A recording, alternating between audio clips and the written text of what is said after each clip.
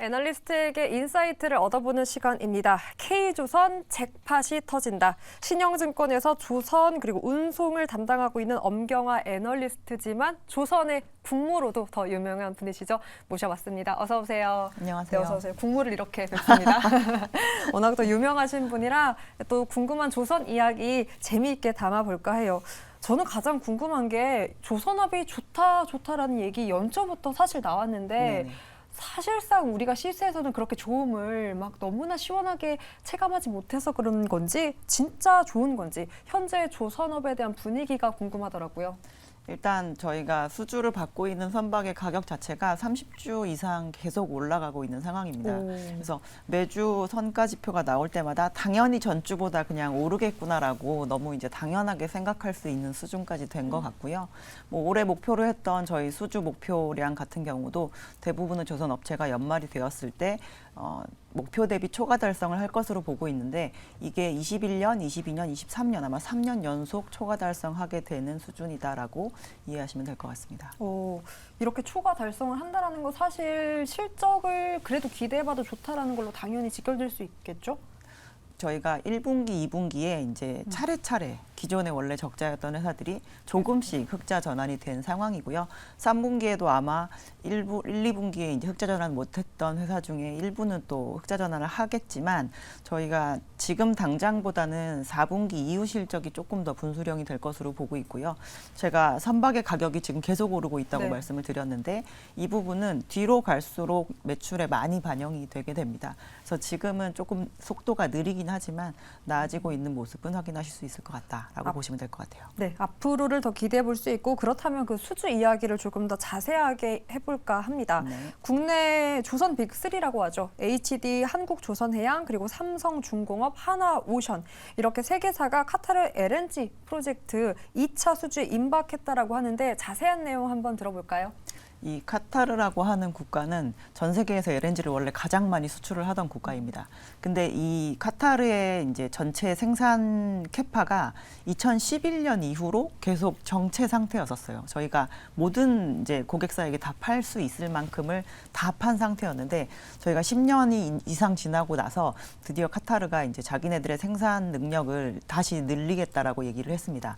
그리고 거기에 필요한 선박들을 아주 대량으로 많이 발주를 하는 것인데 이제 전체 척수 기준으로 했을 때 100척이 넘는 상태이고요. 작년에 이미 수십 척을 발주를 했고 올해 이제 나머지 잔여 물량 중에서 발주를 마지막으로 또 실행을 하는 그런 상태다라고 보시면 될 것 같아요. 네, 뭐 2차 물량 40여 척이다 이렇게 숫자로만 봤을 때 네. 정확하게 와닿지가 않아서 그래서 중요한 건 이번 수주전에서 얼마나 또 성과를 기대해 볼 수 있을지가 궁금할 것 같아요. 그래서 조선 업체들 기준으로 이제 이번에 이 2차 물량이 발주가 나와야지 올해 목표치를 초과 달성하는데 이제 크게 일조를 할 수 있을 거라고 볼 수가 있고요. 아까 40척이 시장에서 그렇게 많은 거냐라고 말씀을 하셨는데 전 세계 LNG 캐리어 700척밖에 없습니다. 그 중에서 거의 5% 이상을 차지하는 게 한 번에 발주가 나오는 거에 해당이 되기 때문에 사실 상당히 큰 양이다라고 보시면 될 것 같아요. 네, 그렇게 생각하면 단편적으로는 좋은데 벌써 이렇게 뭔가 땡겨서 이미 다 받았다는 느낌? 그렇다면 나중 앞으로에는 이 캐파가 조금 더 줄어들지 않을까 하는 우려감도 있거든요. 어떻게 앞으로를 좀 기대해 볼 수 있는 부분이 있을까요? 저희도 이선종, 저선종이 지금 한 3년에 걸쳐서 다 발주가 나와서 앞으로 기대할 게 없습니다라고 하면은 할 말이 좀 없을 것 같은데 이제 21년부터 23년까지 저희가 컨테이너 선박과 LNG 캐리어가 상당히 집중적으로 발주가 나왔는데요. 이 선박들은 6만 척의 이 전체 상선 중에서 둘이 차지하는 비중이 만 척도 되지 않습니다. 오히려 나머지 선종 중에서 이제 수많은 큰 부분을 차지하는 에너지나 원자재 수송 관련 부정기선 같은 경우는 발주가 아직도 나오지 않고 있는 상황이기 때문에 저희가 오히려 양적으로 막 발주가 나오는 듯한 그런 모습은 내년부터 확인을 많이 하실 수 있지 않을까라고 생각하고 있습니다. 사실 뭐 양적도 양적인데 그 배가 단순히 차처럼 가격이 물론 차도 비싸지만 차에 비해서는 어마어마한 가격이잖아요. 그쵸. 그렇기 때문에 오히려 그런 물량들을 추후에 조금 더 체크해보면서 살펴보는 것도 중요할 것 같습니다.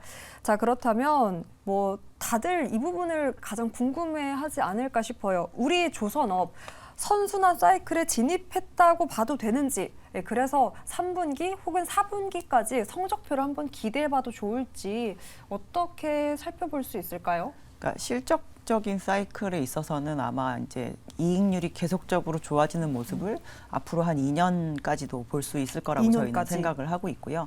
다만 이제 주가는 저희가 수주가 좀 많이 나오는 모습을 보이고 실적 개선폭도 다른 분기의 기대치 대비해서 조금 높을 때, 그럴 때 좀 반영이 되고 주구장창 가지는 않는 편입니다. 그래서 저희가 이제 올해 남아있는 기간에 대해서 실적 시즌에 특히나 단기적으로 지금 가장 가깝게 있는 3분기 실적 시즌에 대해서는 크게 기대할 부분이 별로 없다. 왜냐하면 저희가 여름에 집중휴가제도 진행을 하고 이번에 9월 달에 또 축석이었기 때문에 그러네요. 영업일수가 가장 모자라게 되거든요. 그래서 그 실적 시즌에 뭔가 주가 모멘텀이 생길 거에 대한 기대는 4분기 실적이 나오는 내년 초반에 어닝 시즌에 대해서 좀 기대를 해보시는 게 나을 것 같고, 수주 같은 경우도 올해 이미 장사를 거의 다 마친 상황이면 조선 업체들도 그렇게 열심히 하지 않습니다. 내년 가서 다시 열심히 하려고 시동을 걸 것이기 때문에.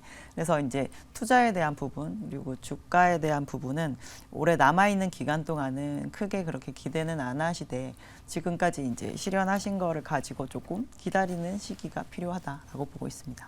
오히려 하반기는 기다림의 시간. 그런데 또 반대로 그만큼 쇼크가 없고 서프라이즈가 없다라는 건 시장이 정말 요즘은 많이 흔들리고 변동이 많잖아요. 네, 그럴 때 맞습니다. 또 묵직하게 쭉 갈 수 있는 안전 장치가 될 수도 있다고 판단을 해도 좋을까요? 과거처럼 이제 저희가 이제 어닝이 별달리 볼 게 없는 걸로 인해서 주가가 이제 오르기 전 수준으로 완전히 회귀하거나 막 이러지는 않긴 하겠지만 하반 경직성 어느 정도 가질 수 있겠지만 올해 4월부터 7월까지 올랐던 거 대비해서 그 뒤로 이벤트가 특별히 없었는데도 불구하고 지금 9월, 10월 변동성은 상당히 큰 편이거든요. 그래서 앞으로도 외부적인 변수가 조선업체들한테 이렇게 유리하지는 않을 만한 부분이 좀 있다라고 판단이 되신다고 한다면 굳이 그 큰 변동성을 견디지 않으시는 것도 투자를 하는 데 있어서 좋은 전략일 수 있다고 봅니다. 네.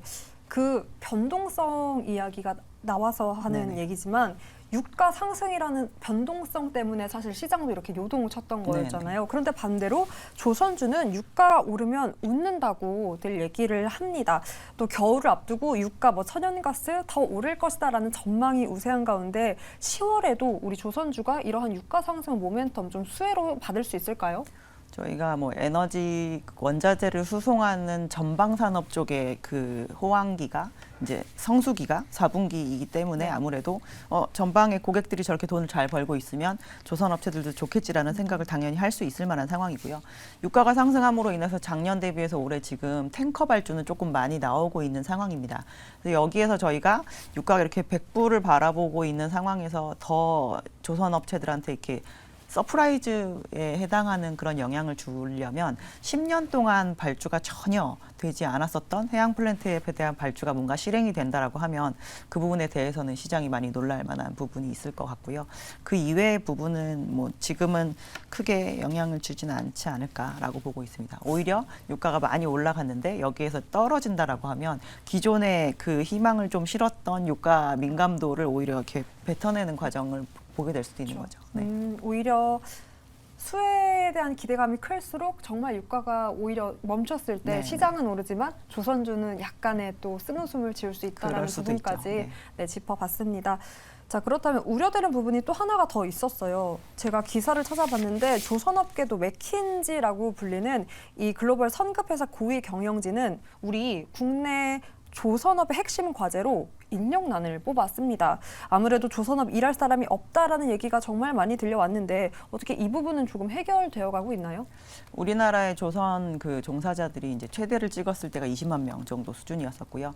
21년 상반기 기준으로 한 9만 4천 명까지 줄었기 때문에 거의 절반 가까이 수준으로 내려왔었습니다. 근데 생산 능력이 저희가 한 40% 정도 줄었기 때문에 실질적으로 한 2만 명 정도 필요하지 않을까라고 예상을 했는데 이제 정부 추산 기준으로 과거 대비해서 저희가 좀 자동화가 된 부분도 있어서 한 14,000명 정도 필요하다라고 얘기를 했었고 올해 상반기 초에 걱정했었던 것보다 이미 상반기 말미가 됐을 때는 그래도 한 그중에 10,000명 정도를 채운 것 같다라고 얘기를 했고요. 실질적으로 조선 업체들이 2분기 실적을 발표를 하면서 통해서 저희가 연간 채용하려고 했던 인원을 이미 상반기에 다 채용을 했다라고 얘기를 한 부분도 있었습니다. 그래서 아마 조선업체들이 이제 10년 동안 인원을 줄이다가 재차 늘리는 과정이기 때문에 유입 인력이 조금 빠르게 않는다라고 생각할 수 있을 부분일 것 같고요. 아마 저희가 볼륨적으로 생산량을 더 늘리는 과정에는 아마 이러한 뉴스는 계속 시장에 노출되지 않을까라고 보고 있습니다. 근데 저희가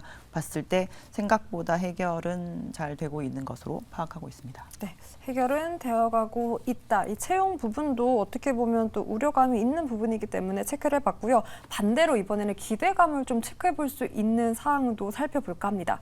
친환경. 사실 이 친환경 자체는 뭐 글로벌 전방 산업의 트렌드 핵심이기도 한데 조선 산업에도 이 친환경 연료 바람이 불고 있다라고 하더라고요.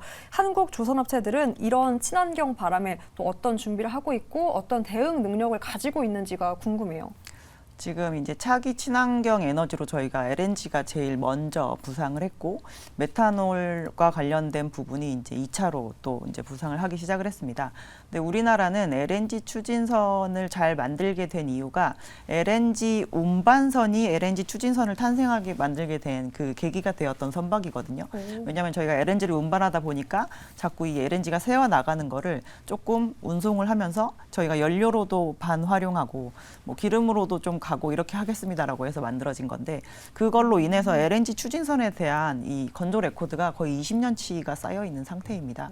그래서 그런 부분에 있어서 가장 먼저 LNG 추진선을 이제 만들고 싶을 때 당연히 한국 조선 업체들을 찾아가게 되고 있는 상황이고 저희가 메탄올 추진선의 그 개념을 시장에 처음 들고 나온 고객사가 덴마크에 있는 머스크라고 하는 회사인데 그 회사가 한국에 있는 HD 현대그룹을 콕 집어서 처음에 이제 지정해서 자기네들 신규 선박을 발주를 했거든요. 그래서 그쪽 시장에서도 저희가 퍼스트 무버로서 그 역할을 하고 있어서 만약에 다른 고객사들이 또 추가로 메탄올 추진선에 대한 필요가 생긴다라고 하면 이제 1차적으로 한국의 조선 업체들을 찾아갈 수밖에 없을 만한 그런 상황이라서 한국 조선 업체들에게 있어서는 상당히 지금 유리한 국면이다라고 볼 수 있습니다. 추진선이 오히려 그러니까 얻어 걸렸다라고 표현을 해도 될까요?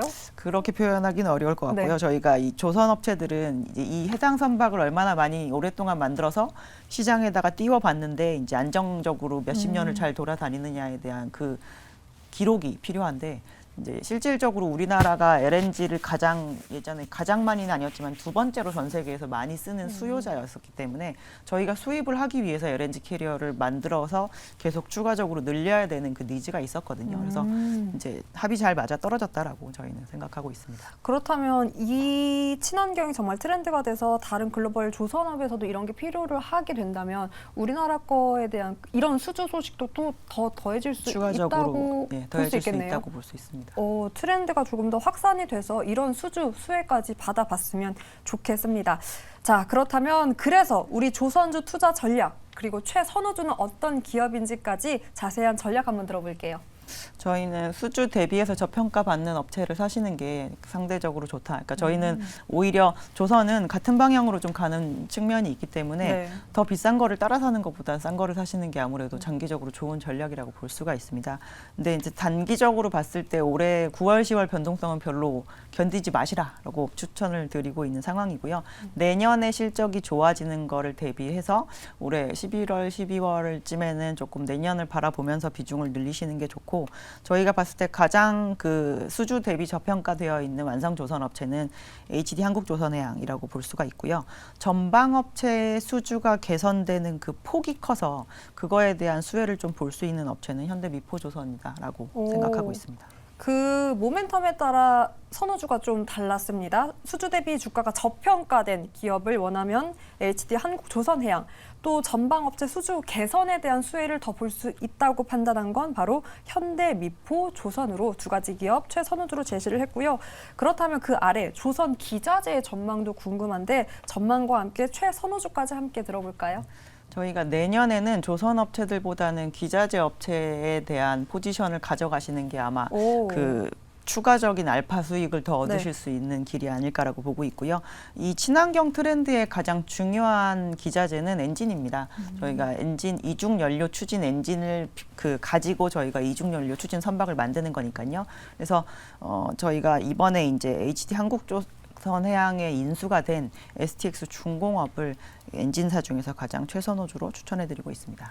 오히려 하반기 그 내년까지는 조선 기자재를 조금 더 아마 조금 더 완성조선 업체들보다 네. 수익성이 더 좋지 않을까라고 네, 보고 있습니다. 수익성 측면에서는 기자재 쪽을 더 보면 좋을 것 같다라고 하고 오늘도 플러스 건이네요. STX 중공업을 최선호주로 꼽았습니다.